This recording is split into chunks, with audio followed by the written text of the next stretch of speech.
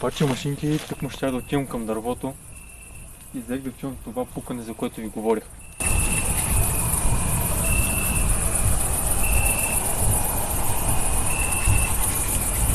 Идва точно отляво.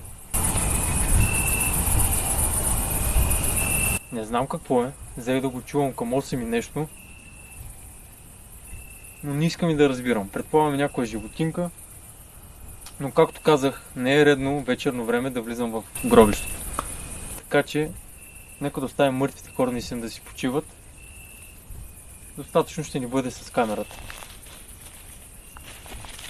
А пукането, според мен е някоя животинка.